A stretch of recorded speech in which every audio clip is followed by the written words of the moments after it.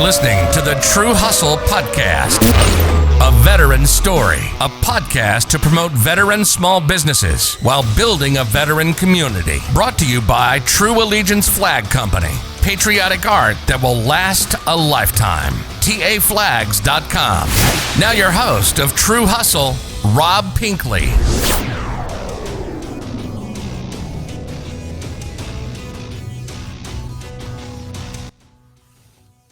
What is going on, everybody? It's Rob. We have an amazing show for you tonight. Local boys down the road in Poplar Bluff, Missouri. There are also a couple of Marine Corps veterans like myself. So we'll get along just fine. And we're going to talk about a lot of good things tonight. The Dogs of War Foundation is all about helping the veteran community as much as they can, any way they can. They got a lot of big plans for the future. They just started up this foundation not too long ago, converting it from an actual business into a nonprofit. So they're definitely doing great things. Two great guys, Lee and Dale. Let's get them on here and get this party started. And we're live. Lee, Dale, how you guys doing today? Pretty good, man. Thanks for having us on here. Good. Yeah, but I've had my first list of 12 businesses, and you were definitely one of the first that I wanted to get on here. Not only because you're jarheads like me, but you're right down the road from me as well. So I'm really happy you guys were able to get on. Yeah, for sure. We appreciate it. Tell me a little bit about the Dogs of War Foundation. All right, Dale, you want to tackle this one? Yeah, sure, man. Lee and I both are Marine Corps veterans, like you said, and we both work at a place together. And one day we were like just talking, and we said something about, man, I wish we could do something more, you know. And we had both at that time had similar situations happening with some our old buddies in the military, going through some stuff, you know, PTSD and stuff like that. And you know, we were like, well, maybe, you know, if we could just bring up some kind of revenue here locally, maybe we could help just the local veterans, you know. And that's kind of where it started. We started making some shirts. We had some ideas of stuff that, you know, other companies hadn't done yet and things like that. And it went from there to designing some shirts and doing some events. But then it changed. We kind of went a different direction once we realized that we were doing everything backwards. Yeah, we were giving everything away. So why not become a 501(c)(3)? And there was a reason why we didn't in the first place.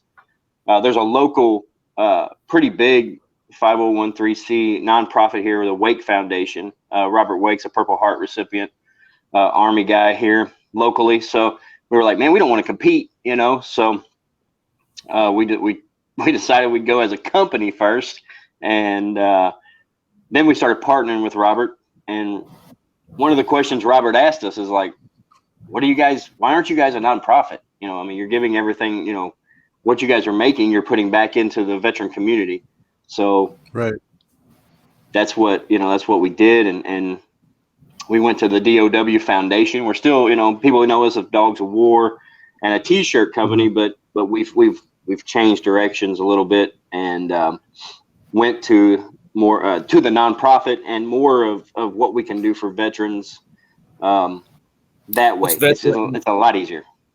Yeah, and it's one of the big things is, which I think Dale can attest to this, is getting purpose back, you know, and finding, because I mean, obviously, you know, Dale and I are both combat veterans and coming back, and you know, like he said, we have buddies that dealt with things, and obviously stuff that we've dealt with, and one of the biggest things, you kind of go talk to people, you know, docs and things like that, but sometimes the best medicine is just being with, you know, other people who served and kind of talking through that.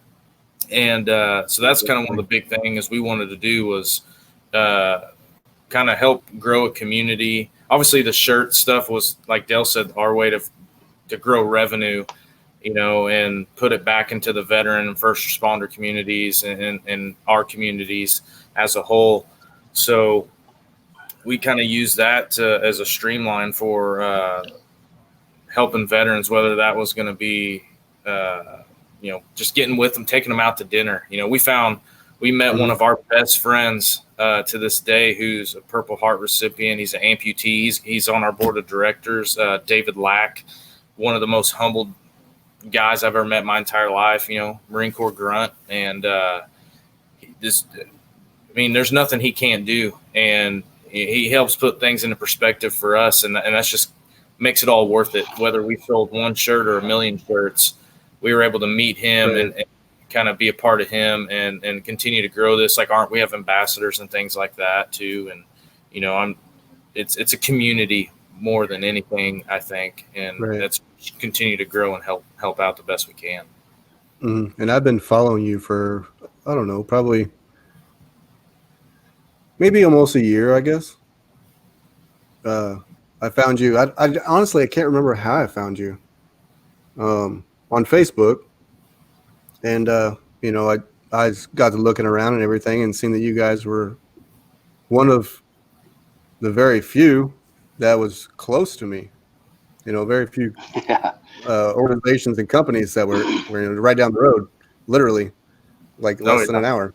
Yeah. And, that makes it feel like it's even a closer community. Oh, yeah. You have, I have a lot of friends all over the United States with brands and companies and organizations, but when it's here at home, it tends to mean a little bit more. So I definitely wanted to reach out to you guys and get you on here. And definitely, I'm a local boy to St. John. Okay. And I've lived in Jackson for about 3 years now.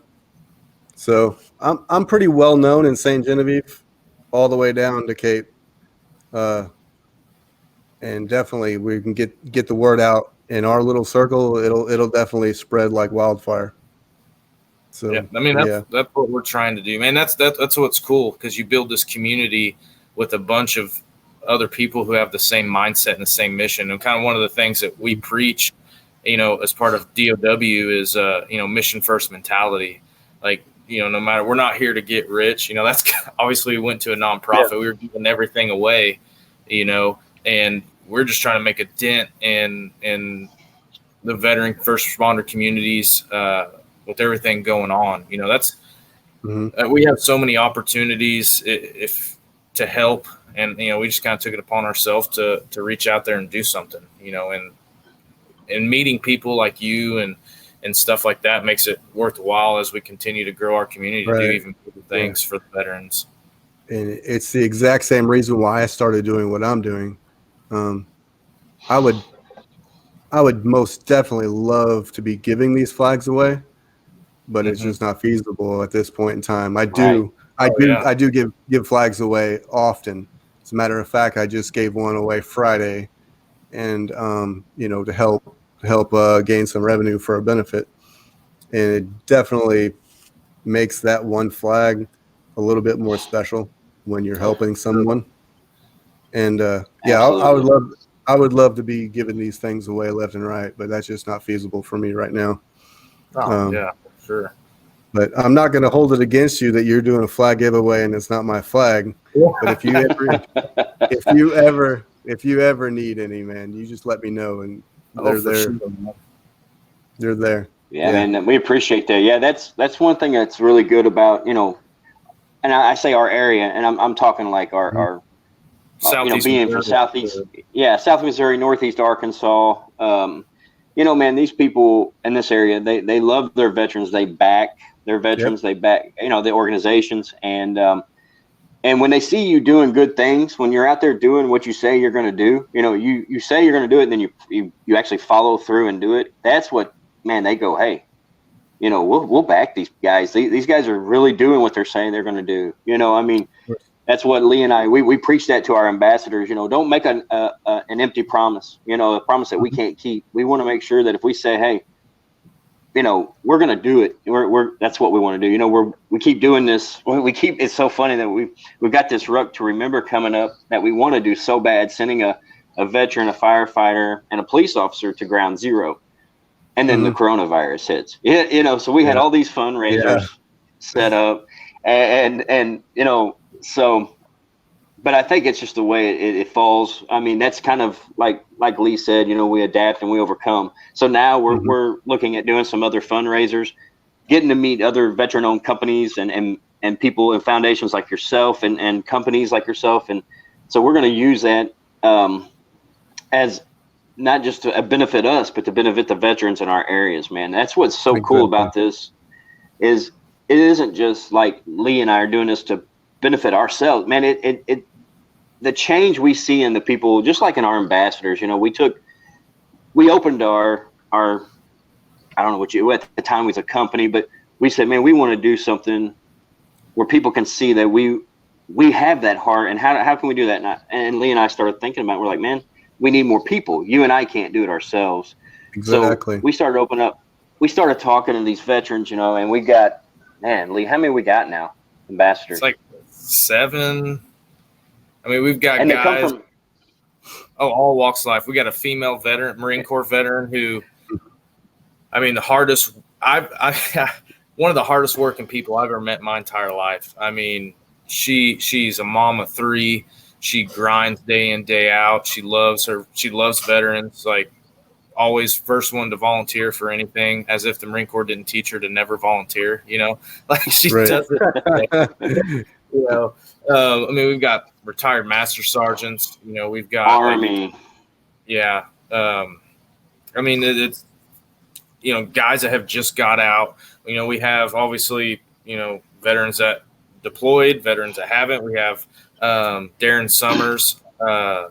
His brother was a Marine Corps Staff Sergeant EOD who was killed on Pendleton. And in 2013, they just had a benefit for him yesterday, actually, the yearly golf tournament. And he's on our ambassadors. He's amazing. Man, that dude's always killing it for veterans. He's always doing great things, always, whatever, like he's the first one there to help too. So like, man, yeah, there's great. Casey, yeah. The ugly guy at the top Jamie. was Danny. Yeah, Jamie Hoggard. He's a Purple Heart recipient. Awesome dude. Army infantry. That's what's like all walks. And one of our big guys, there's David. Mm-hmm. And then we have like Sam Shulaw, he's like our IT website guy and everything. We have law enforcement veteran there with Mike Ketcherside, and Sam couldn't be on here. He had a stress test. He's a little wore out, not feeling good. So. But I mean, he does amazing things. It's Brendan Chang. He's recently out of the Marine Corps. He's an arty guy, but it's awesome I think he's in the National Guard now. Yeah, he went National Guard. We're definitely going to give him a hard time about that a little bit, but absolutely. Hey, I was busting someone's balls, or just busting balls to the National Guard in general the other day. I got my ass jumped. Yes, sir. Yeah, one of our guys. He's not on here, but he's one of our board members. He's a commanding sergeant major, and he was also over the National Guard for a long time. And he will straight up tell you that he'll put you in line about it, buddy. So big Army don't matter. You know how it is. We always bust each other's balls, but got to, man. We just don't want nobody else to do it. Exactly. It's like it's like brothers, or your siblings. You're allowed to make fun of them and give them a hard time, but nobody else is. Right. So, exactly. So let's talk about y'all's military background. So you're both in the Marine Corps. Were you both infantry? I was actually a comm guy. I got I wanted to go infantry, but there was no slot, so they put me communications radio guy, and I got extreme fortunate luck to fall into an Anglico unit. And nice. yeah, so talk about luck. Yeah, so I was very I tell You're people pretty much a grunt. Yeah. I tell people all the time, like, I don't know what the real Marine Corps was like, because, you know, we had 200 dudes and we fell straight under Pacific Command, you know, so I mean, it was just super low key. Like, we trained all the time. I mean, man, I loved it every day of it. Deployed 2008 through 2009, and to Iraq, you know, and then 2010 deployed on a MEU, Cobra Gold. You know, we went to Thailand, Philippines. Loved Cobra Gold. Loved it. Yeah. Thailand was a good time. It was a fun time. Yeah. That's all I'm going to say about that. Yeah. That's all we need to say about that. Yeah. So we went on Cobra Gold, trained with 3rd Recon Battalion there out of Camp Schwab, and we had a 5-man team, one of our FIC teams that I was on. We attached them, and then we trained the Thai Recon teams and things like that. Mostly did, you know, JTAC stuff, call for fire, and trained them on that. Then I ended up, like, my last 11 months or so, I was I&I duty in St. Louis at 3rd Battalion, 24th Marines, with training reservists on, you know, combat tactics, house clearing, patrols, things like that. And that's pretty awesome. Yeah, I enjoyed it. It was no Anglico, I will say that. Yeah. That's a meat What about you, potato. Dale? Yeah, I was with 1st Marine Division most of my whole time. Fell into some the 1st MEF some. I went with the 9th Com for a while. But most of my time was with the 1-1, 1st Battalion, 1st Marine Division. Man, I tell you, I had a fortunate. Whenever I was in boot camp, man, they noticed I had been training martial arts since I was like 11 years old.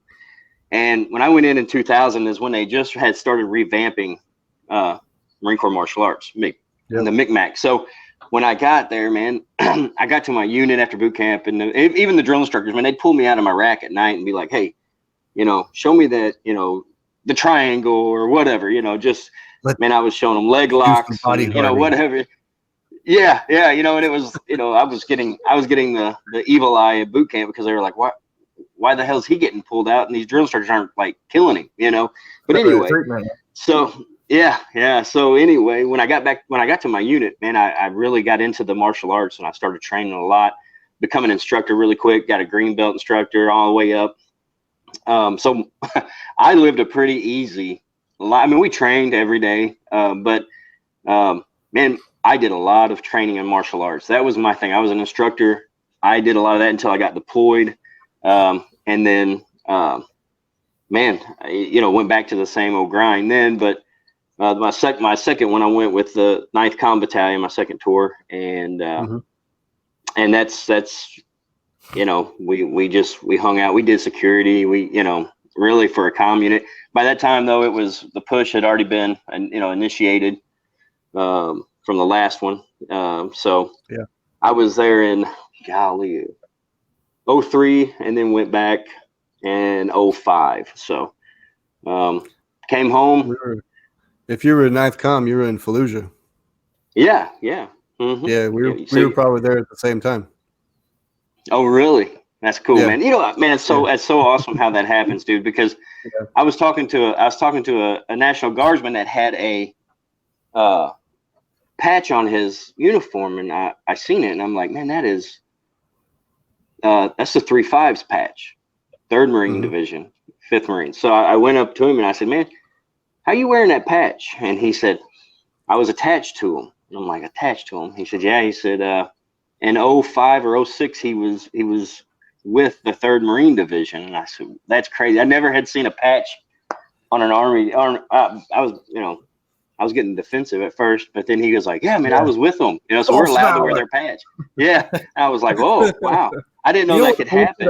EGA, you put it on there, man. Yeah. But anyway, so yeah, man, I mean, that was, I had it, man. I was called by my first name more in my service than probably anybody else. I mean, you know, I mean, we have that camaraderie, you know, but, you know, rank, when you're teaching martial arts, rank doesn't, you don't wear it. It doesn't matter, you know, when you're an instructor, you know, so, but man, I had an awesome sergeant major. I had an awesome commanding officer, also all the way up to battalion, dude. My colonel was awesome. He loved UFC. He loved martial arts. So I did a lot of training in my day with the Marines. I taught classes even after when we'd be, you know, out training all day, and we'd come in and I'd throw off a jiu-jitsu class, you know, and people would come in. And so, you know, the Marine Corps, some people hate it, I guess, because they do a 9-to-5 type job, you know, but for me, man, it wasn't that way. I mean, I loved it because we were training every day, you know, boots on the ground, doing that thing, you know, out in the fields all the time, whatever. And then, man, when we were that back on main side, it was training. I mean, we were running, we were lifting, we were fighting, you know. I got to train with the All Marine Corps wrestling team. So it was a different kind of, but it was one of those things. I stuck my neck out there. You know, most people wouldn't have done that because, you know, you got home. You wanted to go home. You wanted to go to the barracks and drink beer and hang out. Well, I didn't want to do that. I wanted to go and train. You know, I wanted to, because, I mean, I loved that. I loved martial arts. So I had kind of like Lee, I had a little bit of a different type of a service, you know, but man, I wouldn't trade it for the world, man. What about you, man? Yeah, that's pretty cool. I was 0431. I did logistics, so I had a wide variety in my 13 years. I started with the Air Wing and I ended with MARSOC. So, nice, man. Yeah. So, no offense to anyone that was serving in the military, but I found the easiest way to stay out of trouble was to go to an infantry battalion. So I wanted to do logistics for the infantry battalion. So after my first 4 years, I wanted nothing to do with the Air Wing. I wanted to be with my brothers. You know, I was with 2-7. And then after that, I went to MARSOC. So it was, like I said, it was a wide variety that I had to deal with. You know what I mean?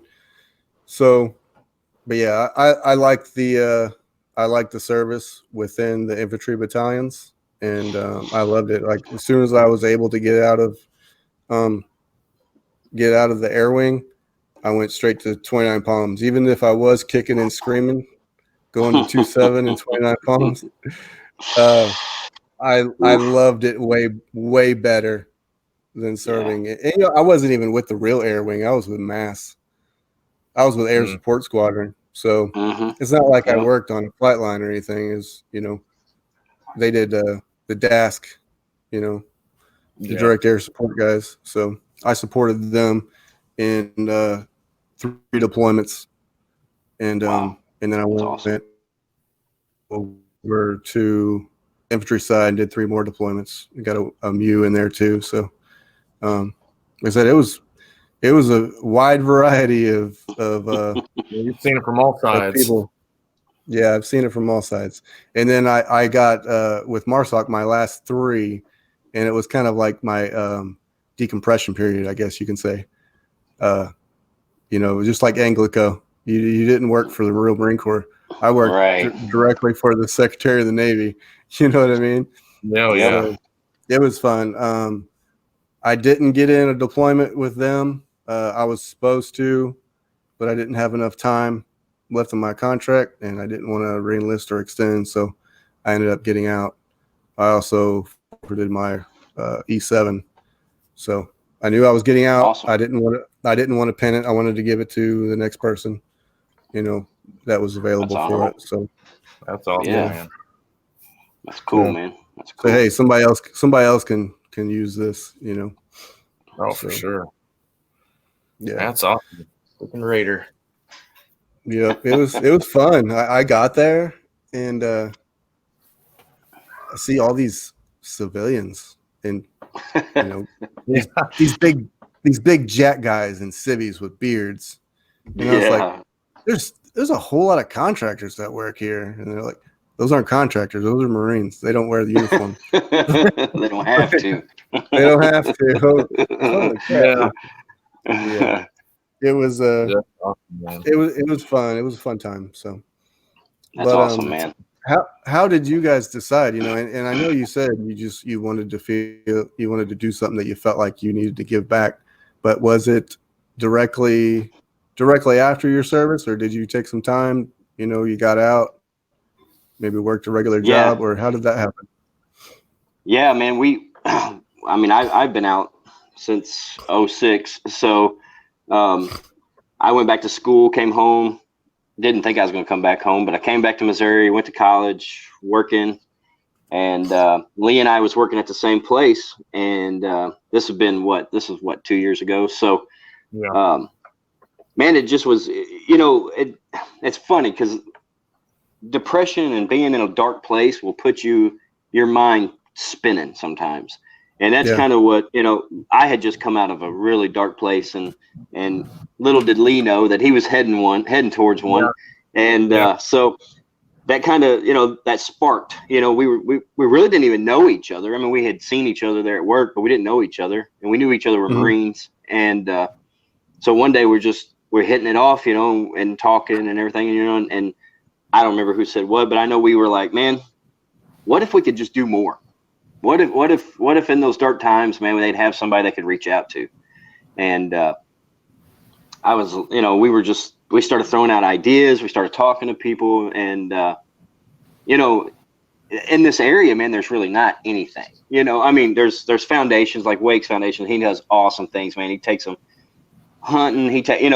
And you could reach out to Robert or anybody in the Wake Foundation, and they would talk to you. But we wanted to be that first line. Hey, look, that brother check. Don't go down that dark trail.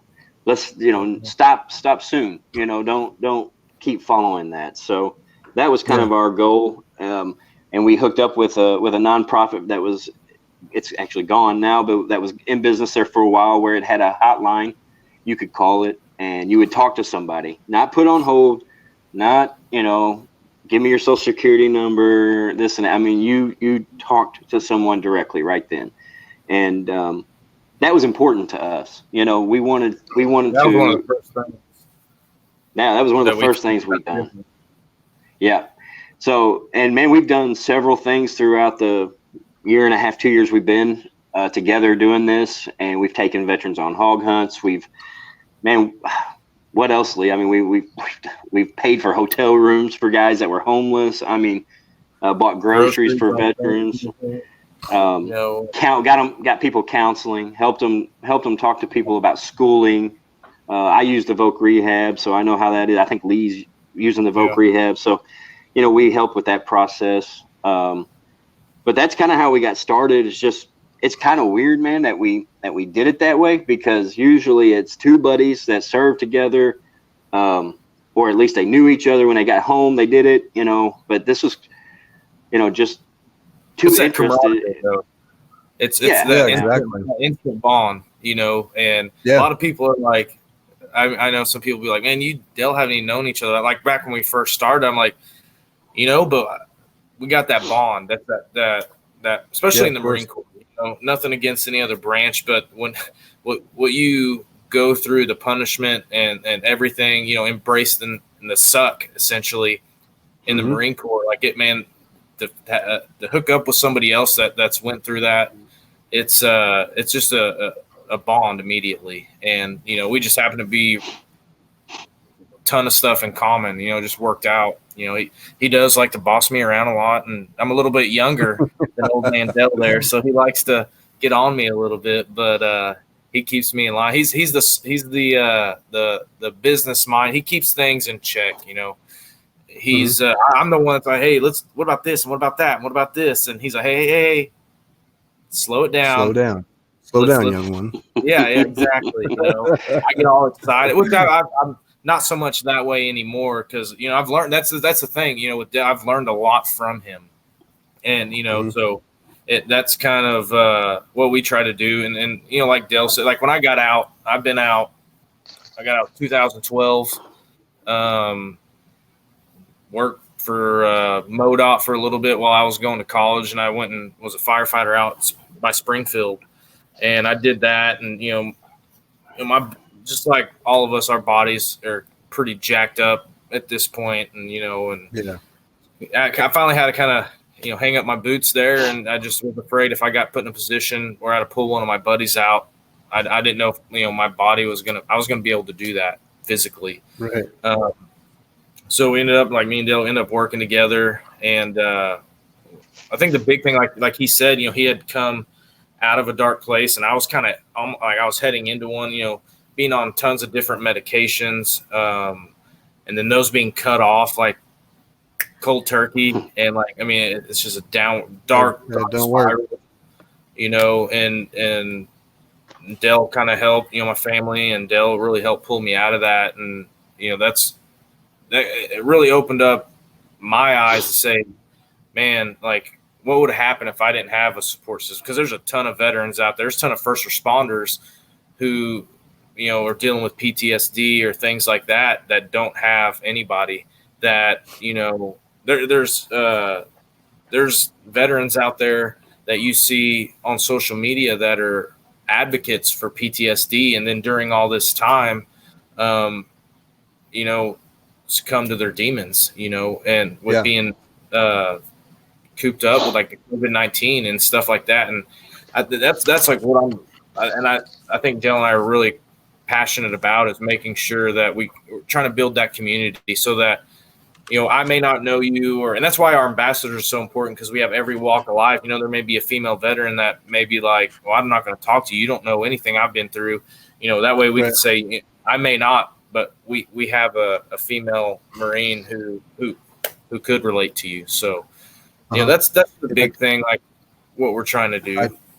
I just wrote a note down and gave me an idea. We need to have a resource episode.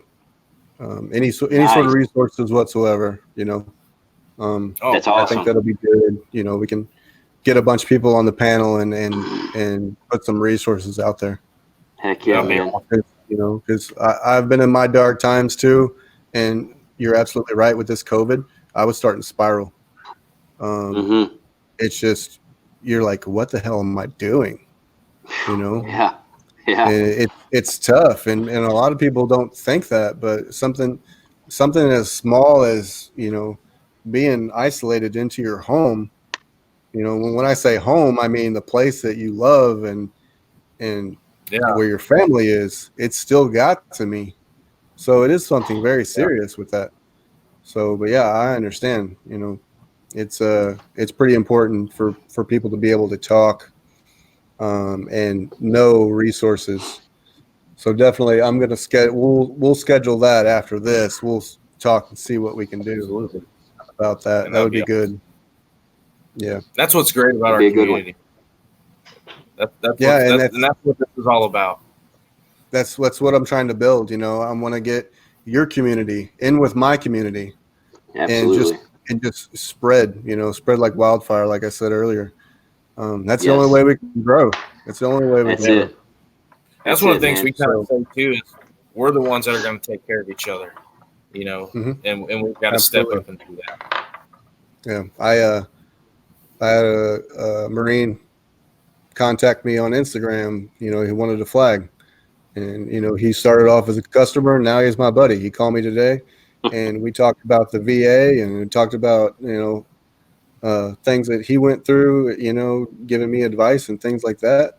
And, you know, it's crazy. When you said we had that camaraderie earlier, it's nuts, because I've never met this guy before in my life. And we get on the phone today for the first time, and we talk like we've known each other for our whole lives. It's amazing. Yeah, it is. The people that hasn't served, like, they don't understand. Like, from the outside, that's got to look weird, man. That's got to look so weird. Like, and I point it out all the time. You know, I don't just approach strangers. No, but I know who they are. You know what I mean? Yeah. The other day, I was in the gas station, And guy behind me was like, "Are you in the Marine Corps?" It's like, "Yeah." He's like, "I could tell." He was a corpsman, you know. Oh, He's, yeah. Yep. he's a Yeah. corpsman, so he knows, you know. He's Yeah. like, I Yeah, can he tell. does. Love our corner. Yep. And that's the thing about the whole, it doesn't matter if you served in the Marine Corps, the National, it doesn't matter, man. I tell you, it's something that we have, because, I mean, we all sign, the dotted line. So, Mm-hmm. and that camaraderie can go, that's why it was so easy for Lee and I, but that's also why it was so easy for, Jamie and Danny and Sam, that's a Navy guy, doesn't matter. I mean, we all serve one purpose, so, it's just like with all this stuff going on right now, man, we don't see anything but green, we all served. That's it. That's all we see, Yeah. man. And that respect and people comes, don't understand that. that respect. No, if they didn't serve, they don't understand that. But then also, we have a heart for the first responders too, man. Cause I mean, that they're putting their necks out there, their lives at risk every day. And we see it now. I mean, it's really dangerous for them, but we want them to know that we care about them too. Cause I mean, man, I know it's like Lee and I have talked about before, man, PTSD isn't just a term for veterans. I mean, that can be, I know guys that worked on the railroad that, engineers that had hit people in their trains and, or something's happened to somebody, so, we focus on veterans, we focus on first responders because we can't take, I don't know too much about it. Somebody, yeah, that's it. I don't know if you hit somebody in a car, how that feels. I haven't been there. Right. Yeah. So we're sticking to that, but we know that this stuff is, it's an evil thing, man. And I wish they could come up with something, that would just cure people from it. But what we try to do is try to get you not to go down that dark road, man. Yeah. And stay on it. I mean, we could all go it. Yeah, and the brain isn't meant to see that everything you see, and that's kind of, I mean, that's why it messes you up. Some people have been through the worst of the worst and they're absolutely fine, and some people, it's just the way the brain works, it's, that's just all we want to do, man. We just trying to lend a hand out there, do what we can, let them know they're loved and they're cared about. And, because a big thing, I don't know, me and Dale had this conversation, especially with PTSD. Like for the longest time, I wouldn't go talk to anybody because I was like, well, I'm a Marine. I'm not weak. Like I'm not going to go talk to anybody until finally I realized, hey, swallow your pride. You're not weak. It takes a lot of courage to go tell somebody, hey, I'm having problems, and that's what we try to tell everybody. Like you're not weak. Like we're here to care about you. We're here to help you any way we can. And spread that. Even in the first responder community, especially with being a fireman, it's still that macho man mentality, especially like I say in the fire service, it's old school, man. It's so old school. And it's right. You got to break away from that and move forward and grow. So that's kind of what we're doing. So, yeah, it took me 11 years. Well, I didn't need help my first 4. It took me quite some time. It took me until my last 2 years after serving 13 to realize that I got to take care of myself, or I'm not going to be able to take care of anyone else. That's it. So yeah, while I was with MARSOC, MARSOC has an amazing medical community, a medical facility. They got top of the line therapists. They have in-house therapists. They got in-house physical therapy. I mean, I've never seen, you go to BAS and it's like you're walking into a hospital. So wow. When I went there, I walked down the hall to go see who I needed to see, or I opted out for taking pills and I wanted to do acupuncture. And I walked down the hall from work and got my acupuncture once every 3 days. And it's just amazing. So MARSOC's definitely doing it right.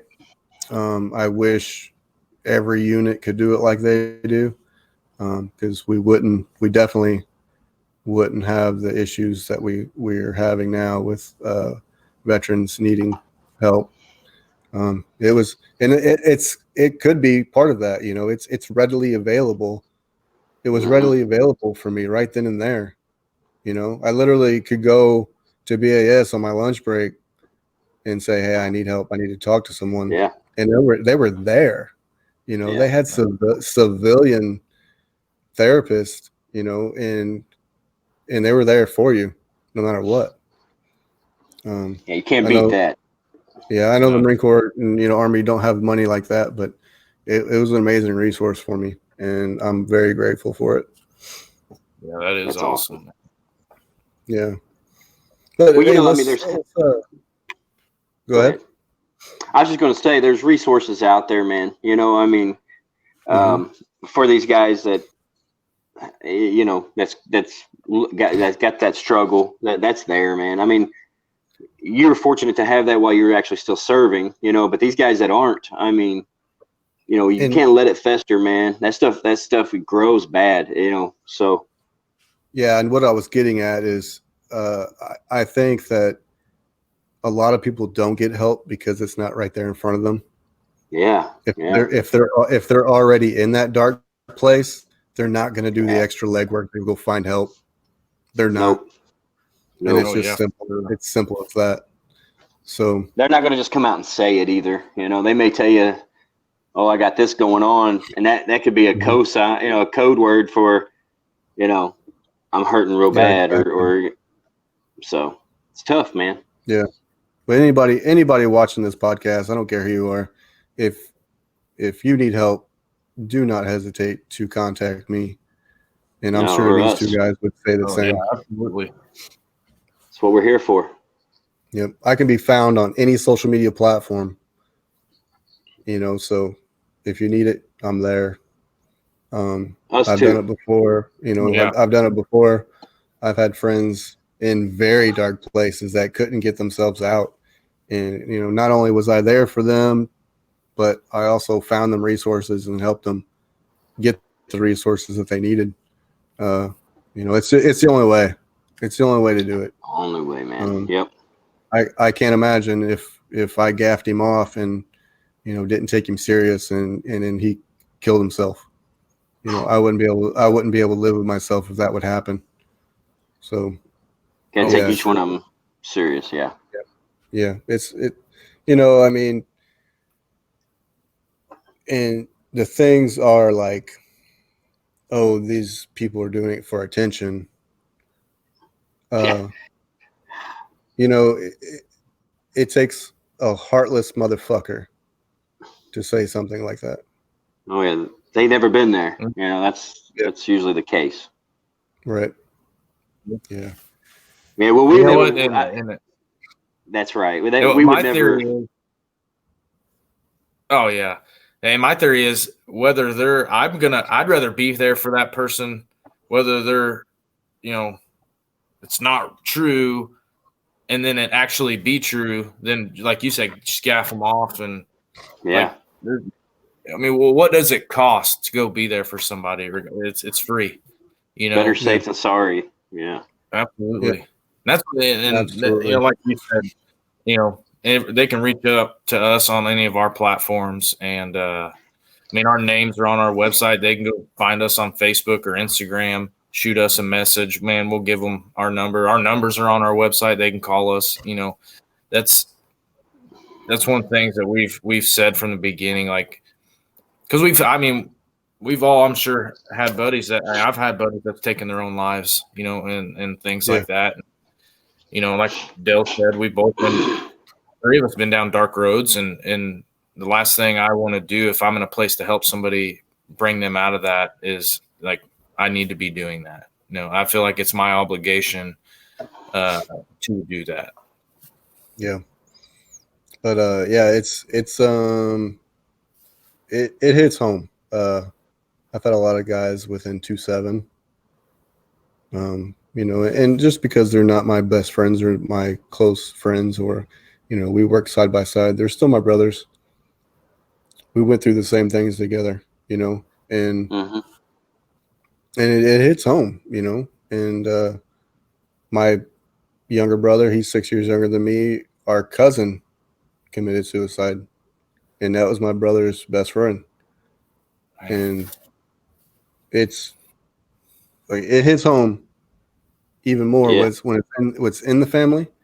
You know, he wasn't a service member or anything like that, but he still had demons. And you know, for sure, who would have known if you know he could have been helped. You know, but the best, like you said a while ago, it's better to be safe than sorry. Yeah. Yeah. For sure. Man, we just want to go ahead. Sorry. Let's plug your website real quick. Let's go through some stuff on your website. Absolutely. And, let's see. Dogs of War Foundation.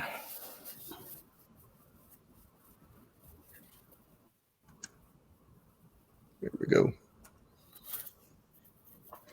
All right, so that's your ambassadors page. Yeah. Through there. A bunch of great people right there. Yeah, for sure.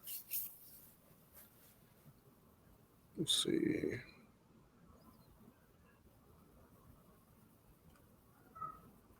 So you got some shirts in stock right now? You guys get them made locally? Yeah, we've actually kind of just taken a lot of our apparel off just as we're transitioning. Just that way people don't think that, hey, I'm just gonna go. It's hard to juggle all the different things. So we're still gonna make a few shirts, you know, but mainly it's ones that we go take to events and things like that. And, right, yeah. Yeah. You know, it's Eric Summers golf shirt. That's and that one's like super. That was like the last year. That was the very first shirt we designed and made. That was like me and Dell, and then my little brother Noah, who still helps us out a little bit. But it was me, Dell, and Noah at the very, very beginning. And our very first shirt we ever made was for the Staff Sergeant Eric Summers Memorial Golf Tournament last year. And they're near, like I said, Darren. He's on our board of directors, and their family is near and dear to our heart. They do amazing things for veterans. So that event and having the opportunity to do those for them is an honor, honestly. Absolutely. So, yeah, I believe that too. Yeah, it's pretty cool. Great people. Yeah, for sure. And then we've got, I think we got our partners page on there where, you know, it had, you know, our partners and stuff like that. One of our biggest ones is Robert Wake and the Wake Foundation. He's been absolutely amazing to us, took us under his wing and just like, hey, let me lead by example and show you how this needs to be done.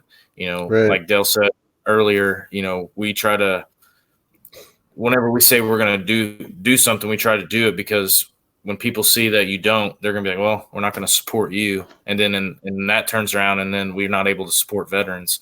So it's very important to, you know, keep our word and do what we're going to do, whether it's events or whatever. But exactly. Robert has helped us a lot with that and just showing us the ropes and kind of saying, hey, you know, watch what I do.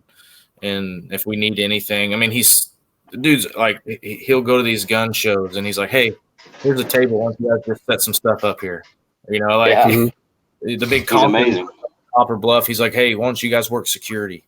I'm like, oh, you know, he's always finding a way to get us in there and help us out. And I mean, amazing dude, Purple Heart recipient. I mean, he was at the Oklahoma City bombing with Red Cross and stuff. I believe he was at 9/11 with Red Cross digging through rubble, deployed, you know, to Iraq.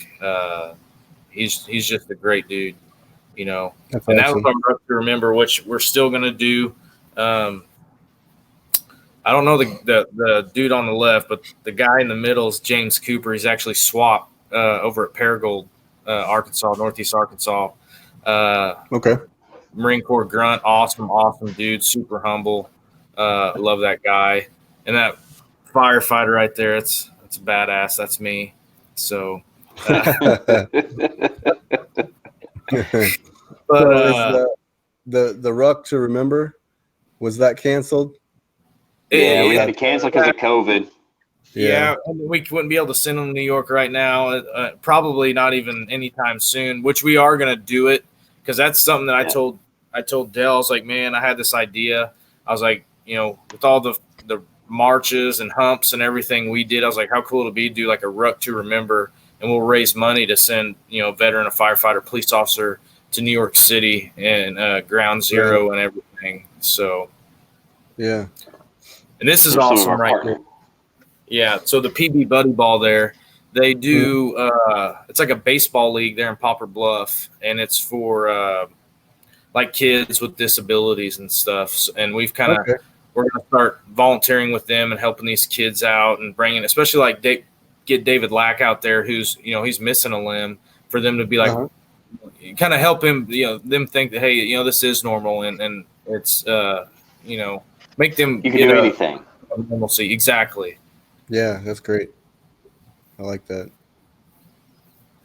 Yeah, it's there's David right there on the left. Yeah. And that's Sam.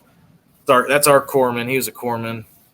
Okay. He's a good dude. He actually, man, at the concert, man, a lady had like a heart attack. He was the first one there, providing support to her. And then at the very end, a lady had a seizure, and he sprinted like across the Black River Coliseum up the stairs and provided aid to her too, man. And I mean, he's a great dude. That's his service dog, Bane. They're awesome people. What concert was that?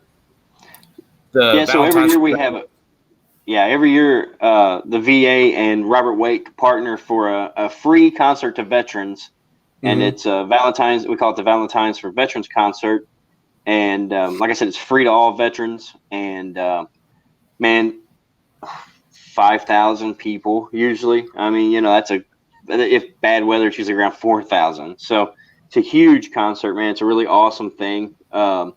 In fact, I know there's talks, and I haven't one in Cape once the CBOC opens up over there, the clinic. So it's awesome, man. So yeah. Cool. Yeah, there's a local kid from Poplar Bluff who built this flag and donated it to us. Awesome. And he just does it. He doesn't do it for for a living or anything. He just did it for he works at a cabinet place, a cabinet factory, and so he loves woodwork, and he threw that together and called me and was like, I want you guys to raffle this off, for the foundation. So that's pretty awesome. That's what we're doing. Yeah, man. Yeah, Robert Wake does a lot of those too. So we've got some guns we're gonna be giving away here soon. I got a Springfield Armory 1911 up here in my gun vault right beside me here that a great dude, Army veteran, donated to us. We're going to be giving away. That's as a foundation. These are things that we couldn't do as a company, and that's why the transition happened more than sure, taxes were killing us, but it was also because we can do so much more with being a foundation and right.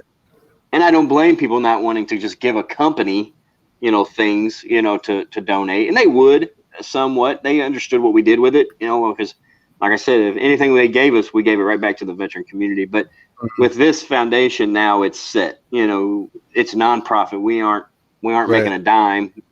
It's helping the veterans. So and we got a tax write-off for those companies. Yeah, exactly. Right, exactly. Yeah. And it's a win-win, so. We've got obviously Dell and I are big hunters. Like he said earlier, we took a group of veterans on a hog hunt. Was to Oklahoma, Daisy, Oklahoma, with at Ruttin Struttin' Outdoors. Great people. I actually went to high school with a bunch of them, and I hadn't seen them in years, and they brought us out and treated us great. I mean, it was an amazing time. The big thing is like these hunts. Like I know a lot of veteran, organizations do a lot of these hunts, but man, that's just something that Dell and I love to do. We know a lot of veterans around here, especially hunt and love to do it. Fishing. We're trying to work on a bass tournament at Lake Wapello, hopefully sometime before the end of the summer. This fall, hopefully get in a tree and get that bow out and, drop some blood. So I'm about ready to buy my first bow.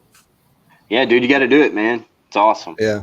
It's awesome. Yeah. So relaxing, man. That is the best therapy. You know, that's one thing why we really want to do this. I know there's a lot of organizations that do that, but there's not a lot of organizations around here that do that. That actually, you know, so I mean, there's a few, and we've talked to a few of those, and we're going to partner with them this next, you know, this coming up year, if we're able to. You know, a lot of this may not happen because of all this stuff, but but that is one of the things, man, is if you're not an outdoorsman, or even if you are, and you just don't, you know, you just want to hang out with a bunch of veterans that like-minded people, that's what we're doing, you know, and you know, our goal is that, is to get them people out, get their mind off whatever their daily grind is, whether it's family that's bringing them down, whether it's, you know, and that's hard to say, you know, nobody wants to admit that their kids or their wife or anybody is bringing them down, but man, it's all stress, you know, and on top of what, you know, a lot of guys in their head are going through, it doesn't help. Right. You know, of course we love our family. It doesn't take any of that away, but it adds to it. We can get them out in the woods, man, for a couple of days sitting in that tree. And that's all they think about is, you know, right now in the moment, what they're doing. And man, it's such a good therapy for people. And then when they get back to the camp and they're hanging out with a bunch of guys and it's real fun, and, you know, it's just it's a really cool thing. It's almost like being back in the military, you know, and so like being in the field. Being in the field, man. Yep. So that's why we want to do it, and that's why Robert wants to do it. Robert Wake does several hunts. He helps with a lot of things, and so that's where our heart's at, man. We want to do a lot of things. We're talking about an elk hunt with Robert Wake, the Wake Foundation. We got to be able to get, you know, some of these Purple Heart guys that are missing limbs in and out. And that's what's been the biggest struggle this year is because of COVID plus that. But we're still working on it. We got a lot of things we want to do. We're going to do a lot of them. But, man, we want these guys to have fun. We want to, you know, we want everybody that's around us to have fun, man. I mean, we have, of course. You know, and the event, you know, we've had Randy Birdsong, who is a celebrity hunter. He's on the Outdoor Channel. He lives here in Poplar Bluff. He went with us to Oklahoma, and dude, you would have, them guys loved it. And you know, you would never know that Randy's a celebrity hunter if you never seen his show, you know, and you wouldn't know it by him. You know, he's just a big advocate of getting.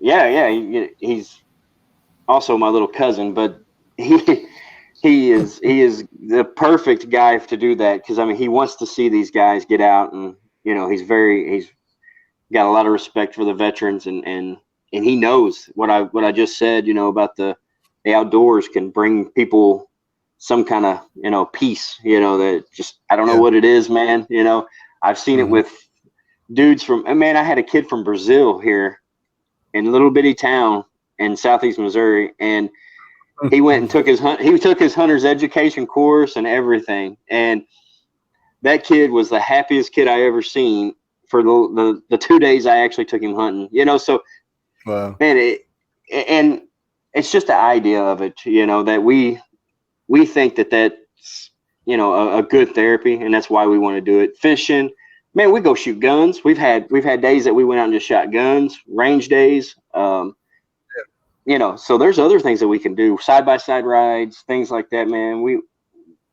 float trips, canoe trips, things. So those are all the type of things that we want to do, and that's what we're working on. And man, just have fun, hang out. We throw some meat on the grill, drink a few beers, and just have a good time, man. Yeah, absolutely. Yeah, it's a lot of ideas. It's going to take some time to get everything lined up, but I guarantee you guys are going to succeed at it. It's going to be. Well, we appreciate that, man. It's going to be something good. Hopefully, I could be there for you. Heck yeah, man! You just come. Yeah, open door invite, brother. Yeah, absolutely, dude. That. Yeah, it's I've always wanted to hunt. I grew up. My family didn't hunt. You know, we fished, of course, but just until recently, I was like, you know what? I think I want to get into bow hunting. And I grew up I grew up with the Jury boys of Jury Yeah. Outdoors. Yeah. You know, Really? I talked to Matt. You know, That's awesome, man. I just recently did a flag for his cousin or his nephew that graduated high school. He's getting ready to go into the Air Force. I seen that flag, dude. That's awesome. Yeah. Yeah, and you know, it's like, you know what, you know, he's the juries definitely have a part in, you know, me wanting to hunt. It looks fun. You know, I watch damn hunting videos on YouTube, and I don't even hunt. I'm gonna get into this. Right. You know? So, Hey, yeah. don't tell Randy this, but well, he already knows. But the juries are like my favorite, man. Mark and Terry and Matt, they're my favorite. I tell Randy that all the time, but yeah. Oh, that's funny. That is awesome, Yeah, man. That's awesome. They're good. They're awesome people. Yes, they are. You know, I've known them my whole life. That's awesome. Actually, we went to school together, you know, and Matt's, you know, not only a friend, I consider him a friend, but he's one of my loyal customers. Awesome. He has quite a few flags of mine. So, but yeah, that is awesome, man. It's definitely cool. But Small world. boys, I know it is, isn't it? I want to wrap this show up. Do you guys got any thing you want to plug, Instagram or Facebook or anything like that? Yeah, Facebook, we're DOW Foundation. Website, dogsofwar.foundation. Instagram, you can find, I think we're Dogs of War Foundation on that. We try to when we post some on Instagram, post it on Facebook too. You know, we try to post a lot. Obviously, here lately, it's been kind of the COVID and everything's kind of kept everybody, you know, a little down. But we're trying to get everything back going and be on the lookout for this bass tournament coming up and stuff like that. Yeah, man, we got plans. We're going to do some more bags tournaments this year, cornhole. We're going to have some events with some local American Legions, stuff like that, some fundraisers. So be on the lookout for that too as well. We're going to do we're going to have a Texas Hold'em tournament. Then, cool. Yeah, so we got some things planned. Like I said, this has slowed it down a lot, but you know, we're opening back up, so we're going to get it rolling. And man, we appreciate you having us on, man. Really do. Yeah, for sure, man. Thank you so much. I appreciate you for spending some time with me tonight. It's been fun. Absolutely. This will air Monday, tomorrow night. So tomorrow night, 7 p.m. Once I get it edited and everything, I'll send you guys the link so you can share it out. But, sounds good, buddy. All right. I appreciate you guys for coming. All right, man. Thank you, buddy. All right. Sure, brother. Thanks. Yeah, take care.